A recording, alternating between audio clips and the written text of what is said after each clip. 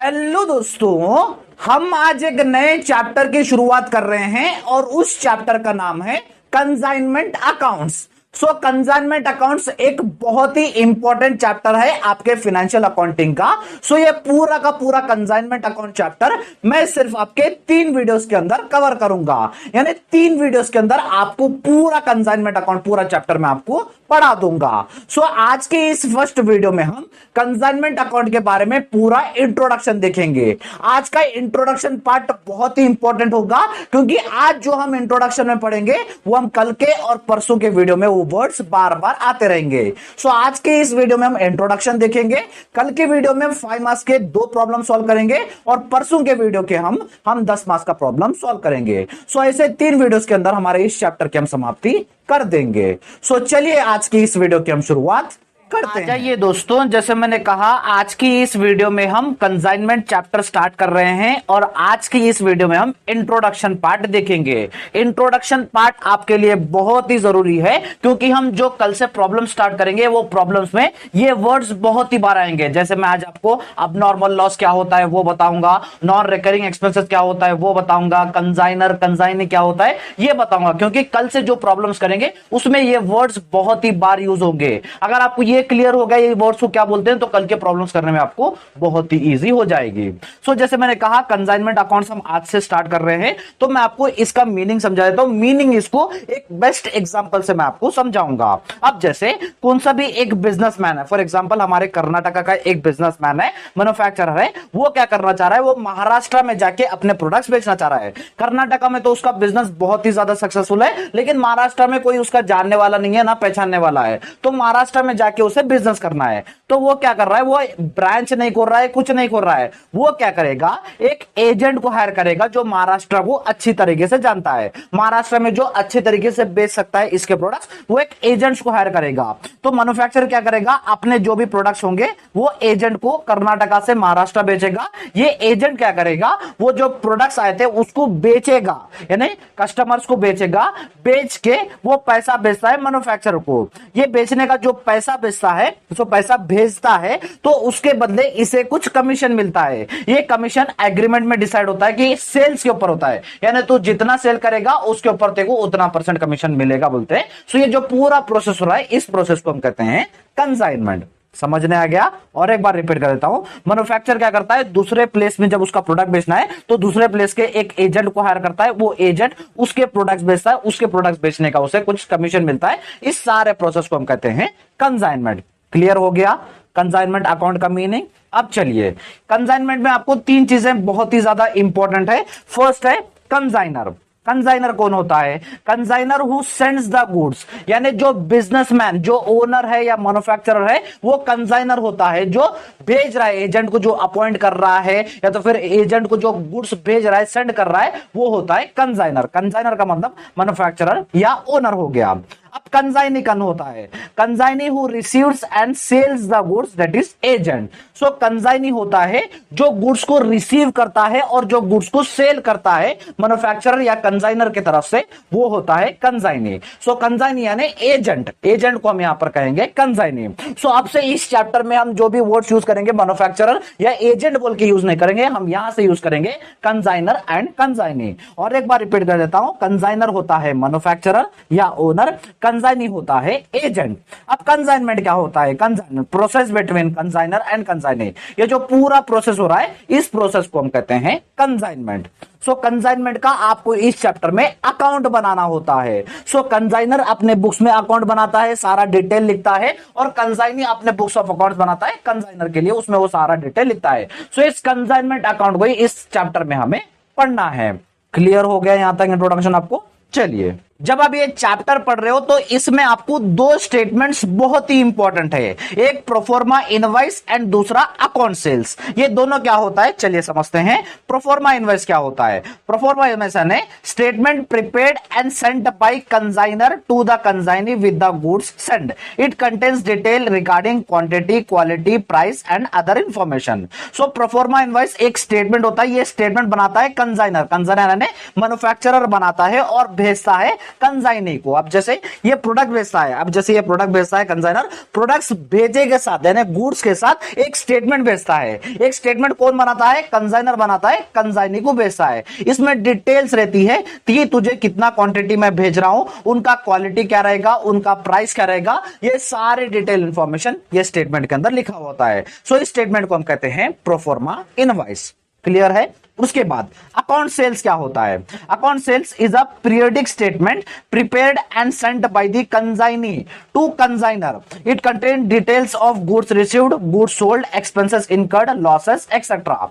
सो account sales का मतलब account sales एक स्टेटमेंट होता है। ये स्टेटमेंट कंजाइनी बनाता है यानी एजेंट बनाता है, बना के भेजता है कंजाइनर को। कब? एक पीरियड के बाद। वो पीरियड उनका कुछ भी हो सकता है, 3 महीने हो सकता है, 6 महीने हो सकता है, 1 साल हो सकता है। एक पीरियड के बाद ये अकाउंट सेल्स बनाता है कंजाइनी, बना के भेजता है कंजाइनर को। इस स्टेटमेंट के अंदर डिटेल इंफॉर्मेशन रहता है कि उस कंजाइनी को कितने गुड्स रिसीव हुए थे और उसने कितने बेचे, उसे ये बेचने के लिए कितना एक्सपेंसेस लगा, उसको कितना लॉस हुआ, ये सारा डिटेल इंफॉर्मेशन अकाउंट सेल्स में लिखा हुआ रहता है। और ये स्टेटमेंट बनाता है कंजाइनी, बना के भेजता है कंजाइनर को एक पीरियड के बाद। क्लियर है? प्रोफॉर्मा इनवॉइस कंजाइनर बनाता है और कंजाइनी को भेजता है, अकाउंट सेल्स बनाता है कंजाइनी, बना के भेजता है कंजाइनर को। क्लियर है दोनों स्टेटमेंट्स? चलिए उसके बाद अब हम देखेंगे कंसाइनमेंट एक्सपेंसेस, यानी कंसाइनमेंट के अंदर कौन से एक्सपेंसेस आते हैं वो हम इस टॉपिक में देखेंगे। ये टॉपिक आपके लिए इंपॉर्टेंट है। सो कंसाइनमेंट में 2 तरह के एक्सपेंसेस होते हैं, एक होता है नॉन रिकरिंग एक्सपेंसेस और दूसरा होता है रिकरिंग एक्सपेंसेस। सो चलिए पहले नॉन रिकरिंग एक्सपेंसेस क्या होता है ये देखते हैं। Non recurring expenses one time expenses रहता है, यानी सिर्फ ये एक बार एक्सपेंसेस इंकर्ड होता है पूरे बिजनेस ट्रांजैक्शन के अंदर। सो इंकर्ड बाय आइदर कंसाइनी और कंसाइनर। ये non recurring expenses either consignee तो पे करता है या तो फिर कंसाइनर तो पे करता है, कंसाइनर या कंसाइनी एक्सपेंसेस पे करता है। All expenses incurred from the place of consignor to the shop or godown of the consignee. So non-recurring expenses वो सारे expense होते हैं जो लगते हैं गुड्स को कंसाइनर के गोडाउन से लेके कंसाइनी के गोडाउन या शॉप तक पहुंचने तक। ये जो बीच में सारे एक्सपेंस होते हैं वो सारे एक्सपेंस होते हैं नॉन रिकरिंग एक्सपेंसेस। जैसे पैकेजिंग, अब जैसे गुड्स या प्रोडक्ट्स हो गए उसको पैक कर रहे हो, पैकिंग का हो गया, लोड कर रहे हो आपके गोडाउन से लेकर ट्रक्स तक या तो फिर जो शिप्स तक जो लोडिंग चार्जेस आता है वो सारा लोडिंग चार्जेस ये नॉन रिकरिंग एक्सपेंसेस है। कैरियज, जैसे अब बड़े बड़े ट्रैक्टर में या तो फिर बड़े बड़े टेम्पो में, लॉरी में आप गुड्स भेज रहे हो कंसाइनी तक, वो सारे कैरियज में आते हैं। फ्राइट यानी आप एरोप्लेन से, शिप से, ट्रेन से जो भी भेज रहे हो वो सारा फ्राइट में आता है। कस्टम ड्यूटी एक तरह का टैक्स होता है। सो जो भी खर्चे, जो भी एक्सपेंसेस कंसाइनर के तरफ से कंसाइनी तक पहुंचने तक, ये जो बीच में सारे एक्सपेंस लग रहे हैं वो सारे एक्सपेंस होते हैं नॉन रिकरिंग एक्सपेंसेस। और हमेशा याद रख लीजिए non recurring expenses cost price में ऐड होता है प्रोडक्ट के, यानी प्रोडक्ट का जब आप कॉस्ट प्राइस निकाल रहे हो तो उस कॉस्ट प्राइस के अंदर नॉन रिकरिंग एक्सपेंसेस भी ऐड होते हैं। हमेशा याद रख लीजिए जब हम कंसाइनमेंट अकाउंट कर रहे हैं तो नॉन रिकरिंग एक्सपेंसेस आपके लिए बहुत ही इंपॉर्टेंट है। जब हम 5 मार्क्स के 10 मार्क्स से प्रॉब्लम्स करेंगे तो नॉन रिकरिंग एक्सपेंसेस बार बार आपको आएंगे। सो हमेशा याद रख लीजिए non recurring expenses one time expense होते हैं। ये एक्सपेंसेस कंसाइनर या कंसाइनी पे करता है। ये सारे एक्सपेंस होते हैं जो कंसाइनर के प्लेस से लेके कंसाइनी के गोडाउन तक पहुंचने तक, ये जो बीच में सारे एक्सपेंस लगते हैं वो सारे नॉन रिकरिंग एक्सपेंसेस होते हैं। उसके बाद रिकरिंग एक्सपेंसेस क्या होते हैं? Recurring expenses include during regular business operations. Recurring expenses वो एक्सपेंस होते हैं जो एक्सपेंसेस एक बिजनेस करने के लिए जो सारे एक्सपेंस होते हैं वो सारे एक्सपेंस होते हैं recurring expenses. So expenses incurred after goods reach to godown shop of consignee. So ये सारे एक्सपेंसेस जो कंसाइनी के गोडाउन या शॉप तक पहुंचने के बाद, यानी आफ्टर पहुंचने के बाद जो भी एक्सपेंस लगेंगे वो सारे एक्सपेंस रिकरिंग एक्सपेंस होने। यानी जो एजेंट होता है, कंसाइनी होता है, अपने बिजनेस करने के लिए जो भी उसे एक्सपेंस लग रहा है वो सारे एक्सपेंस रिकरिंग एक्सपेंस होते हैं। जैसे रेंट हो गया, गोडाउन का या शॉप का रेंट हो गया, एड्स करना हो गया, एडवर्टाइजमेंट्स करना हो गया गुड्स को सेल करने के लिए, या तो फिर सेल करने के लिए जो भी एक्सपेंस हो रहे हैं वो सारे एक्सपेंस होते हैं रिकरिंग एक्सपेंसेस। क्लियर है? क्लियर है? नॉन रिकरिंग एक्सपेंस यानी गोडाउन से पहले यानी कंसाइनी तक पहुंचने से पहले जो भी एक्सपेंस लग रहे हैं वो सारे होते हैं नॉन रिकरिंग एक्सपेंसेस। और गोडाउन यानी कंसाइनी तक, कंसाइनी के कन पहुंचने के बाद जो भी एक्सपेंस हो रहे हैं वो सारे एक्सपेंस होते हैं रिकरिंग एक्सपेंसेस। जैसे मैंने कहा नॉन रिकरिंग एक्सपेंस यहां पर आपके लिए बहुत ही ज्यादा इंपॉर्टेंट है। जब हम प्रॉब्लम्स करेंगे तो नॉन रिकरिंग एक्सपेंस आपको बार बार आता जाएगा। क्लियर है? कंसाइनमेंट एक्सपेंसेस चलिए उसके बाद हम देखेंगे कंसाइनमेंट में लॉस कितने तरह के होते हैं। सो कंसाइनमेंट में, कंसाइनमेंट अकाउंट जब आप कर रहे हो, लॉस आपके दो टाइप्स के लॉस होते हैं। एक होता है नॉर्मल लॉस एंड दूसरा होता है अब नॉर्मल लॉस। सो ये normal loss and abnormal loss क्या होते हैं, चलिए हम देखते हैं। Normal loss due to unavoidable causes such as evaporation, leakage, loss in weight, loading and unloading, etc. So normal losses ऐसे losses होते हैं जिसे हम कंट्रोल नहीं कर सकते। जो भी unavoidable causes की वजह से जो भी लॉस होते हैं वो लॉस होते हैं नॉर्मल लॉसेस। जैसे इवेपोरेशन हो गया, लीकेज हो गया, लॉस इन वेट हो गया, ये सारे नॉर्मल लॉस होते हैं। अब जैसे फॉर एग्जांपल कंसाइनर के तरफ से, कंसाइनर की तरफ से फॉर एग्जांपल एक 25 केजी का राइस का बैग भेजा जा रहा था, लेकिन ट्रांसपोर्टेशन में क्या हो गया, वो राइस का बैग फट गया तो राइस वहां पर क्या होने लगा, फ्लो होने लग गया। तो कंसाइनी तक पहुंचने तक वो 25 किलो का बैग जाके 20 किलो का हो गया। तो ये क्या हो गया, ये लॉस हो रहा है। इस तरह के लॉस को हम कहेंगे नॉर्मल लॉस। या तो फिर कोई एक ऑयल भेज रहा है, ऑयल का कोई टैंकर है, तो ऑयल का टैंकर में से कुछ लीकेज हो रहा है, लीकेज होने से ऑयल कम हो रहा है, तो इवेपोरेट हो रहा है या लीकेज हो रहा है। सो ऐसे कौन से भी रीजंस की वजह से लॉस हो रहा है, तो इस लॉसेस को तो हम कंट्रोल नहीं कर सकते हैं, ये अनकंट्रोलेबल है। सो ऐसे जो भी लॉसेस की वजह से हो रहे हैं उसको हम कहते हैं नॉर्मल लॉस। क्लियर है। उसके बाद अब नॉर्मल लॉस क्या होते हैं। अब normal loss caused by abnormal reasons such as accident, theft, fire and floods etc.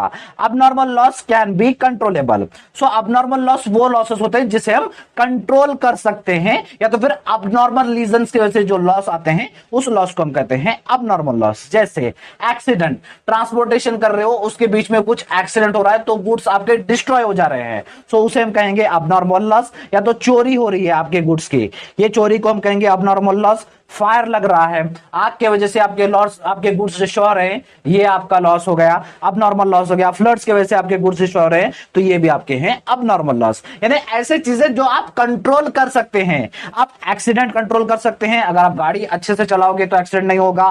Theft, चोरी को आप कंट्रोल कर सकते हो, अच्छी सिक्योरिटी लगा सकते हो। फायर की चीजें आपके गुड्स की तरफ से आप हटा सकते हो, जिससे आग लगने के संभावना कम होते हैं। सो ऐसे जिसे हम कंट्रोल कर सकते हैं उसकी वजह से लॉस हो रहा है, उसको हम कहेंगे अब नॉर्मल लॉस। जब भी हम प्रॉब्लम करेंगे ये अब नॉर्मल लॉस आपको बार बार आता जाएगा, तो अब नॉर्मल लॉस यही आप क्लियर कर लीजिए। अब नॉर्मल लॉस वो लॉसेस होते हैं जिसे हम कंट्रोल कर सकते हैं, जैसे अब नॉर्मल रीजंस की वजह से हो रहे हैं, जैसे एक्सीडेंट की वजह से, फायर की वजह से, चोरी की वजह से जो भी लॉस हो रहे हैं वो सारे लॉसेस है अब नॉर्मल लॉस। क्लियर हो गया सारा इंट्रोडक्शन। आपको सारा इंट्रोडक्शन मैंने यहां पर आपको क्लियर तरीके से समझाया। कंसाइनर कौन होता है, कंसाइनी कौन होता है, कंसाइनमेंट अकाउंट कौन होते हैं, recurring expenses, non recurring expenses, normal loss, अब नॉर्मल लॉस, ये सारी चीजें मैं आपको आज क्लियर किया। ये सारी चीजें आपको जब हम प्रॉब्लम्स करेंगे ये बार बार आती जाएंगे, तो हमेशा ये इंट्रोडक्शन पार्ट आप क्लियर कर लीजिएगा। सो दोस्तों ये था हमारा आज का वीडियो। आज की इस वीडियो में हमने कंसाइनमेंट अकाउंट का हम छोटा सा इंट्रोडक्शन देखा।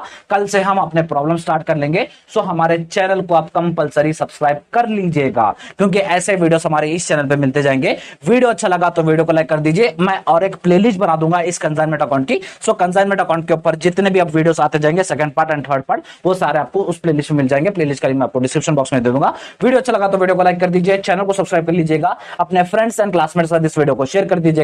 मिलते हैं हमारे सेकंड पार्ट में, तब तक के लिए thank you so much and bye.